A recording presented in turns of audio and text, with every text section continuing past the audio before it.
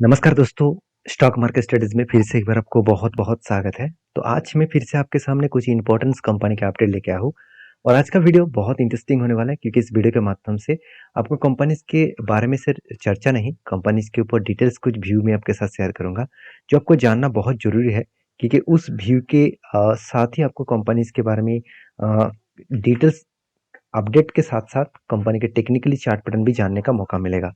तो प्लीज़ इस वीडियो को लास्ट तक देखिए और अभी तक आपने चैनल को सब्सक्राइब नहीं किया तो ज़रूर कर लीजिएगा। कंटिन्यूअसली इस तरीके से इन्फॉर्मेशन पाने के लिए चैनल के ऊपर बने रहिएगा। तो चलो अभी देख लेते हैं कौन सा कंपनी है इस वीडियो के अंदर। तो फर्स्ट जो कंपनी है जिसके नाम है ट्रेंड। ट्रेंड लिमिटेड आप सभी जानते हैं जो टाटा ग्रुप की कंपनी है और इस कंपनी के अलग-अलग कैटेगरीज बिजनेस है। जैसे आप देखेंगे तो कंपनी का अपीयरेल्स, फूड्सवेयर, साथ ही साथ एक्सेसरीज, टॉयज, गेम्स, साथ ही साथ फूड, उसके साथ ग्रोसरी, नॉन फूड प्रोडक्ट्स, इस तरीके से कैटेगरीज के प्रोडक्ट कंपनी बेचते रहते हैं। अभी सबसे इंपॉर्टेंट पॉइंट क्या है, इस कंपनी की खासियत क्या है, मैं सबसे पहले वो मैं डिस्कशन करूँ। ये रिटेल इंडस्ट्रीज में इस कंपनी अच्छा खासा ग्रोथ करने का कोशिश कर रहे हैं और एवेन्यू सुपरमार्ट के बाद सेकंड पोजीशन में जिस कंपनी का नाम देखने को मिलता है वो है ट्रेंड। देखिए ट्रेंड का मार्केट कैप 91,000 करोड़ है। मान ही लेता हूँ कंपनी एवेन्यू सुपरमार्ट से मतलब दुगना कम है। फिर भी इस कंपनी बाकी कंपटीटर के हिसाब से बहुत ज़्यादा है क्योंकि इसका मार्केट कैप भी अच्छा है और एक पॉइंट इस कंपनी का बहुत बड़ा वीकनेस है, वो है इस कंपनी का कर्जा।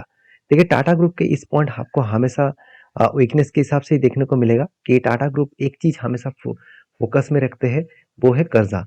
कर्जा बहुत ज़्यादा ले लेते हैं और कर्जा लेने के बाद भी कंपनी का प्रॉफिटेबिलिटी कंटिन्यूसली ग्रोथ होता भी रहता है। ऐसे नहीं कि कर्जा ले लिया और कंपनी का प्रॉफिट मार्जिन नहीं है। तो यहाँ पे क्वेश्चन यही यहाँ पे ये आएगा कि सर टाटा ग्रुप ने हर कंपनी के ऊपर बहुत ज़्यादा कर्जा लेके रखा है, तो टाटा ग्रुप को इतना ज़्यादा लोन क्यों दिया जाता है? देखिए, पहली एक चीज़ मुझे आप इस बात को क्लियर करिए, मान के चलिए आपका एक बिजनेस है और उस बिजनेस में आपने टाइम टू टाइम बैंक से जो लोन लिया, वो टाइम टू टाइम आपने पेमेंट कर दिया और उसका आपका वो बिजनेस सक्सेसफुली चल रहा है और बहुत शानदार चल रहा है और आपने फिर से दो अलग अलग बिजनेस स्टार्ट किए, तो बैंक आपके दूसरे बिजनेस के ऊपर भी लोन नहीं देंगे जिसका ऊपर आपको प्रॉफिट हो ना हो, क्योंकि वो जानते हैं आपका ही सेम टू सेम अलग अलग बिजनेस है।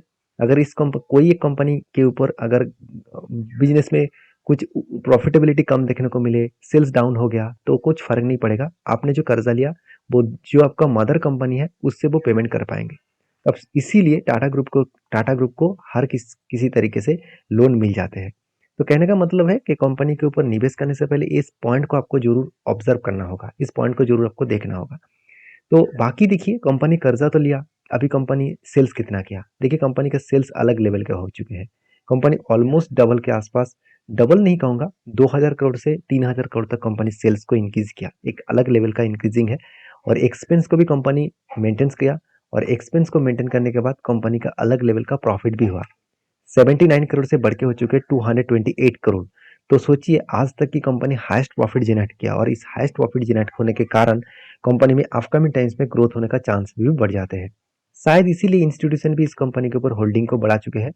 24% के आसपास एफ के पास होल्डिंग था, वो बढ़ के हो चुके 26%। डीएस के पास 16% होल्डिंग था, वो घट के हो चुके 14%। और पब्लिक के पास 22% होल्डिंग था, आज भी 22% के आसपास होल्डिंग है। और प्रोमोटर के पास 37% का होल्डिंग था, आज भी उतना होल्डिंग्स है।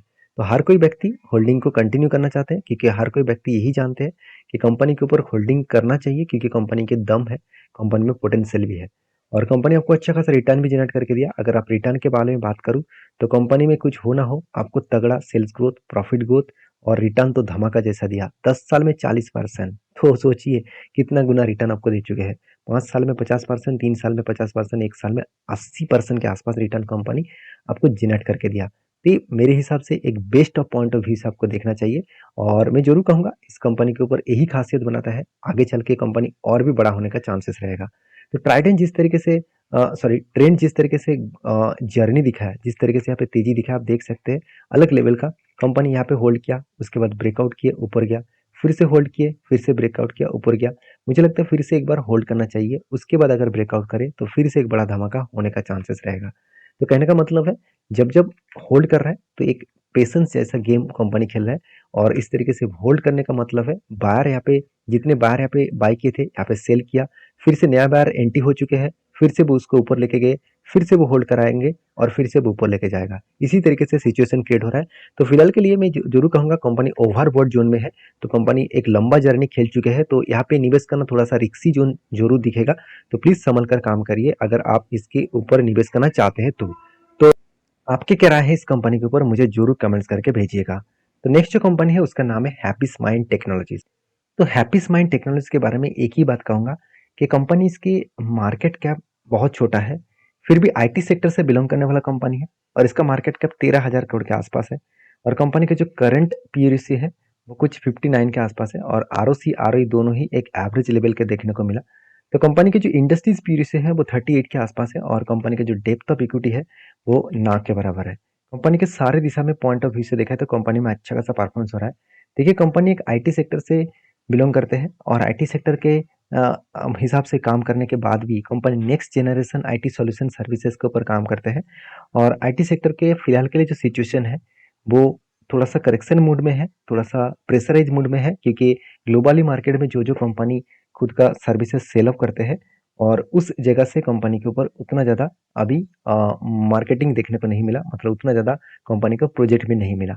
अगर ओवरऑल इस कंपनी के टोटल ट्रेड के बारे में बात करूँ तो कंपनी 213 करोड़ के आसपास प्रोजेक्ट मिला। और कंपनी कितना ट्रेड पेबल करना है, देखिए 67 करोड़ के आसपास ट्रेड को पेमेंट करना है, मतलब इतना पैसा देना है। और कंपनी का टोटल जो प्रोजेक्ट मिला, कंपनी का प्रोजेक्ट कितना मिला, करीबन 213 करोड़ के आसपास। तो कंपनी के ये एक पॉइंट जरूर प्लस पॉइंट है और कंपनी का फिक्स्ड एसेट भी बढ़ता हुआ देखने को मिले और रिजर्व भी लगातार लगातार बढ़ते चले गए। तो रिजर्व के बारे में चर्चा करूँ तो करीबन 1300 करोड़ के आसपास रिजर्व देखने को मिला। तो शानदार तरीके से कंपनी रिजर्व को ग्रोथ किए और इसी रिजर्व के कारण कंपनी आगे चल के और भी बढ़ने का चांसेस है, क्योंकि कंपनी बोरिंग्स भी बढ़ा, ऐसे नहीं कि कंपनी कर्जा नहीं बढ़ा। आप कहेंगे सर कंपनी को ऐसा क्या हुआ कि करीबन 550 करोड़ के आसपास कर्जा लेना पड़ा। तो पहली बात, कंपनी का प्रॉफिट कितना हुआ वो देख लीजिए। प्रॉफिट कितना है, 220 करोड़। और कंपनी का प्रोजेक्ट कितना मिला, 220 करोड़ का। तो जितना प्रॉफिट हुआ उतना ही कंपनी को मतलब प्रोजेक्ट मिला है। तो कंपनी खुद को सस्टेन कराने के लिए, खुद को आगे बढ़ाने के लिए कंपनी ने कर्जा उठाया। और कर्जा भी उतना ज्यादा नहीं है, मैं पहले दिखा चुका हूँ, कर्जा ना के बराबर है। कंपनी का कर्जा एक अंडर वैल्यूड कर्जा है। अभी इस कंपनी के बारे में अगर मैं चार्ट पैटर्न के बारे में चर्चा करूं तो आप देखेंगे तो कंपनीज के जो फिलहाल के जो सिचुएशन है चार्ट पैटर्न में, तो एक पैटर्न से यहाँ पे क्रिएट हुआ था, ध्यान दीजिएगा इस पैटर्न को। यहाँ पे क्या बना, एक कफ विथ हैंड पैटर्न बना। Finally cup with handle pattern का ब्रेकआउट नहीं हुआ, तो यहाँ पे कोई कंफर्मेशन नहीं मिला, तो इसलिए एंटी यहाँ पे नहीं मिला है। अभी फिलहाल के लिए इंतजार करना पड़ेगा, क्योंकि मुझे लगता है यहाँ पे फिर से एक नया पैटर्न क्रिएट होने जा रहा है। और सबसे मजेदार बात क्या है आप जानते हैं, यहाँ पे एक पैटर्न क्रिएट हुआ था और वो भी long buying journey. Buying journey का मतलब क्या है, यहाँ पे देखिए इस बीच में कोई भी यहाँ पे ग्रीन कैंडल के बीच में कोई भी रेड कैंडल नहीं बना था। इसका मतलब यहाँ पे कंटिन्यूसली बाइंग ट्रेड बना था और वो भी कितना, 22% के आसपास। जब 22% के आसपास यहाँ पे लॉन्ग बाइंग बना, मतलब बाइंग एंटी बना, तो आपको मार्किंग कर लेना है टॉप से डाउन लेवल तक। और आपको ये देखना है ये जो बाइंग एंटी बना है उस एंटी में जब भी टच करे तब एंटी बनेगा और ऊपर साइड में टारगेट। तो एंटी कहाँ पे बना, यहाँ पे बना, और टारगेट कहाँ पे हुआ, यहाँ पे। तो ऑलमोस्ट 150 डेज में आपको 22% के आसपास टारगेट मिला। कितना शानदार तरीके से टेक्निकली चार्ट पैटर्न को यूज करके आप काम कर सकते हैं एज ए स्विंग ट्रेडिंग। तो आप कहेंगे सर कंपनी तो शानदार प्रॉफिट दिया, क्या फिर से कोई नया ट्रेड मिले क्योंकि फिर से वो टच किया है? बिल्कुल नहीं। एक बार अगर प्रॉफिट हो जाए तो सेकेंड टाइम उस तरीके से ट्रेड मत लीजिए, क्योंकि फर्स्ट टाइम उसका ट्रेड के लिए बड़े बड़े ऑपरेटर यहाँ पे बाई करते हैं और उसको टारगेट के हिसाब से वो यहाँ पे अजीव करते हैं। और जब भी इस तरीके से टारगेट मिल जाता है वो सेकेंड टाइम ट्रेड नहीं लेता है। तो प्लीज आप भी ट्रेड मत लीजिए, आपको कोई नया पैटर्न ढूंढना होगा। जब पैटर्न क्रिएट होगा तब काम करेंगे, क्योंकि मार्केट पेशेंस का गेम है। जो लोग सोच रहे हैं कि हर टाइम में मैं ट्रेड लूंगा तो उसकी बुरी हालत देखने को मिल सकता है। तो आपकी क्या राय है इस कंपनी के ऊपर, जरूर कमेंट्स करना। अभी नेक्स्ट जो कंपनी है उसका नाम है सेट लिमिटेड। देखिए सेट लिमिटेड कंपनी के ऊपर मैं बहुत बार आपके साथ वीडियो चर्चा कर चुका हूँ और इस कंपनी के ऊपर मैं हमेशा एक बुलिश फील्ड मतलब बुलिश सिचुएशन देखने को मिलता है, क्योंकि इस कंपनी का बिजनेस मॉडल बहुत स्ट्रांग है और साथ ही साथ टायर इंडस्ट्रीज में इस कंपनी आगे चल के बहुत बड़ा होने का चांसेस है। क्योंकि एक एक चीज आप इस वेबसाइट को विजिट करेंगे तो आपको पता चलेगा कंपनी जो जो कंपनी को टायर्स बेचते हैं उनमें से सबसे एक पॉपुलर कंपनी का नाम मैं आपको दिखाऊंगा जिसका खुद का टायर बिजनेस है, फिर भी आप देखा जाए तो वो सीएट टायर के ऊपर डिपेंडेंट है। जैसे आप देखेंगे तो होंडा है, होंडाई है, Mahindra, Maruti Suzuki, MG, Toyota, ये सारे जितने कार कंपनी है, जितने पैसेंजर व्हीकल कंपनी है, उन्होंने टायर्स खरीदते हैं इस सीएट टायर से। और बाइक की इंडस्ट्रीज में अगर बाइक को देखूँ तो बाइक में आपको एक चीज़ दिखेगा, royal Enfield, Bajaj, hero, Honda, Yamaha, ये तो ठीक ठाक है। टीवीएस भी इसके साथ कोलैबोरेट करके टायर्स खरीदते हैं। तो सोचिए टीवीएस का तो खुद का ब्रांड है, खुद का टायर का बिजनेस है, फिर भी वो सीएट टायर से बिजनेस मतलब टायर को खरीदारी करते हैं। तो सोचिए, तो यहाँ पे कंपनी का कितना पोटेंशियल है। स्कूटर में भी देखेंगे तो hero, TVS, Honda, Suzuki, Yamaha, Mahindra, ये सारे कंपनीज का टायर कौन बेचते हैं? और सीएट टायर बेचते हैं। तो सोचिए एक बड़ा मार्केट कैप्चर करके रखा, अलग अलग स्टैंडर्ड लेवल का कस्टमर इसके पास है। तो मैं जरूर कहूंगा सीएट टायर के आप फोकस रखिए, क्योंकि कंपनी अभी भी बहुत छोटा है और बड़ा होने का हाई कैपेबिलिटी, हाई ग्रोथेबल कंपनी हो सकते हैं। अभी क्वेश्चन आएगा कि सर क्या गारंटी है इस कंपनी बड़ा होगा? देखिए, गारंटी स्टॉक मार्केट में नहीं होता है। कोई अगर आपको बता रहा है कि मैं गारंटी के साथ आपको बोल रहा हूँ ये कंपनी यहाँ तक जाएगा, तो मेरे हिसाब से वो तुक्के से बोल रहा है, क्योंकि हर किसी को पता नहीं होता। अगर उसको पता है तो वो खुद खुद के पैसा लगा देते उसके ऊपर सारे के सारे। तो ऐसे होता नहीं, आपको प्रिडिक्शन करके आपको हमेशा डाइवर्सिफिकेशन करके पैसा लगाना है। देखिए, मैं भी सीएट के ऊपर निवेश करके रखा हूँ और मैं जानता हूँ कि इसके ऊपर सारे के सारे पैसा नहीं लगाऊंगा, क्योंकि हमेशा एक कंपनी के ऊपर उतना भरोसा नहीं होना चाहिए जितना भरोसा आप करते हैं। देखिए, कंपनी का मैनेजमेंट जो है वो खुद बिजनेस को चलाएंगे। आज मैनेजमेंट मान के चलिए बहुत अच्छा है, कल जाकर वो मैनेजमेंट चेंज हो गया तो आपका बिजनेस तो खतरे में आ जाएगा। तब आपको पता भी नहीं चलेगा कि बिजनेस अंदर में क्या हो रहा है। आपको सब कुछ देखने को मिलेगा कि ठीक ठाक है, अचानक आपको न्यूज आएगा कि मैनेजमेंट ने फ्रॉड कर दिया, बस हो गया काम बर्बाद। तो जैसे डेल्टा क्रॉप में क्या किया, डेल्टा क्रॉप में तो सब कुछ ठीक ठाक ही चल रहा था। डेल्टा क्रॉप में राकेश झुंझुनवाला जी भी नहीं, मतलब राकेश झुंझुनवाला जी उन्होंने भी इन्वेस्ट करके रखे थे। और आज गवर्नमेंट ने क्या कर दिया, डेल्टा क्रॉप के ऊपर जितना उसका मार्केट कैप है उससे 3 गुना ज्यादा उसको जीएसटी पेमेंट करने के लिए बोल दिया। तो सोचिए, कंपनी तो हो गया बर्बाद। तो कहने का मतलब है हर दिशा से कंपनी के ऊपर अटैक हो सकते हैं, तो इसीलिए आपको पैसा हमेशा डाइवर्सिफिकेशन करके निवेश करना है। तो सीएट के ऊपर मैं ज़्यादा कुछ नहीं कहूँगा, सिर्फ आपको मैं प्रोमोटर के होल्डिंग के साथ साथ इंस्टीट्यूशन का होल्डिंग दिखाऊंगा। आप देखेंगे तो सारे व्यक्ति इस कंपनी के ऊपर निवेश करना चाहते हैं। क्यों चाहते हैं? क्योंकि कंपनी के ऊपर वो लोग भरोसा करते हैं। भरोसा करते हैं मतलब क्या है, कंपनी इसके ऊपर अपकमिंग टाइम्स में अच्छा खासा ग्रोथ होने का चांसेस है, जिसलिए लोग इस कंपनी के ऊपर निवेश करते हैं। अगर मैं यही चीज़ as a profit and loss के बारे में बात करूं तो कंपनी देखिए एवरेजली आपको 23% के ऊपर रिटर्न दिया, मतलब 20% के ऊपर आपको कंटिन्यूसली कंपनी क्या कर रहा है, रिटर्न जनरेट करके दे रहा है। तो एक अच्छी बात है किसी भी कंपनी के लिए।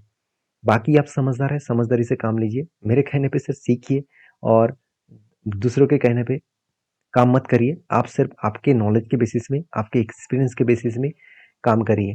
तो देखिए, यहाँ पे एक पैटर्न स्केट हुआ था, एक कफ विद हैंड पैटर्न स्केट हुआ और फाइनली वो पैटर्न को ब्रेकआउट भी किए। और ब्रेकआउट करने के बाद देखिए थोड़ा सा ऊपर जाने के बाद रिट्रेसमेंट हुआ और उसके बाद देखिए टारगेट अचीव हुआ। जब यहाँ पे रिवर्सल हुआ था तो तब मैंने आपको वीडियो बनाकर भी शेयर किया था कि कंपनी के ऊपर हमेशा ऐसे नहीं कि ब्रेकआउट होगा और वो टारगेट दे देंगे, ऐसे होगा नहीं। हमेशा आपको इंतजार करना पड़ेगा, टाइम देना पड़ेगा। कभी ना कभी वो रिट्रेसमेंट जरूर करेंगे और उसके बाद टारगेट देगा। तो बहुत सारे लोगों का ये भी क्वेश्चन देखने को मिलता है कि यहाँ पे कंपनी ब्रेकआउट होने के बाद नीचे क्यों आते हैं। देखिए, हम लोग जिस पैटर्न को यूज कर रहे हैं, मतलब हम जो पैटर्न आपको दिखा रहा है, जिस पैटर्न को मैं खुद यूज करता हूँ, उस पैटर्न को बहुत सारे लोग यूज करते हैं और बहुत सारे लोग मतलब टेक्निकली बहुत सारे चार्ट पैटर्न्स है, टेक्निकली बहुत सारे इंडिकेटर्स है, उसको फॉलो करके काम करते हैं। तो किसी व्यक्ति का मान के चलिए यहाँ पे प्रॉफिट बुकिंग करना था तो वहाँ पे प्रॉफिट बुकिंग स्टार्ट कर दिए। मान के चलिए किसी व्यक्ति ने यहाँ पे एंट्री लिया था और इसका टारगेट यहाँ तक था। तो जब यहाँ पे टारगेट अचीव हुआ तो प्रॉफिट बुकिंग स्टार्ट किए, तो प्रॉफिट बुकिंग होकर नीचे आए तो फिर से नया बायर एंट्री किया और फिर से ऊपर चला गया। तो कहने का मतलब है, अगर कंपनी के ऊपर भरोसा है, कंपनी के स्ट्रेटजीज के ऊपर भरोसा है, बिजनेस के ऊपर भरोसा है, तो उस कंपनी के ऊपर आप काम कर सकते हैं। बाकी आप क्या राय रखते हैं इस कंपनी के ऊपर, मुझे एक बार जरूर कमेंट्स करके बताना। नेक्स्ट जो कंपनी है जिसका नाम आप देखेंगे उसका नाम है इमामी लिमिटेड। तो इमामी लिमिटेड के बारे में बात करूँ तो इस कंपनी एक पर्सनल केयर इंडस्ट्री से बिलोंग करते हैं और कंपनी ने एक बहुत बड़ा अपडेट भी दिया। वो अपडेट क्या है, कंपनी के डिविडेंड। कंपनी 400 रुपीज करके डिविडेंड देने वाले हैं। 400% के, 400 रुपीज नहीं, माफी चाहता हूँ, 400% के आसपास डिविडेंड देने वाले। और ये डिविडेंड आपको कब मिलेगा, आप देखेंगे तो 15 तारीख को आपको डिविडेंड मिल चुका है। तो कंपनी आपको डिविडेंड दे चुके हैं। अगर आपके पोर्टफोलियो में डिविडेंड क्रेडिट हो चुके हैं तो मुझे जरूर कमेंट्स करके बताना। तो वीडियो में अगर जानकारी अच्छा मिले तो प्लीज़ लाइक करना, दोस्तों के साथ भी शेयर करना और चैनल को भी सब्सक्राइब करना। मिलते हैं नेक्स्ट वीडियो में, तब तक के लिए अच्छे से रहिए, अपने ख्याल रखिए। धन्यवाद।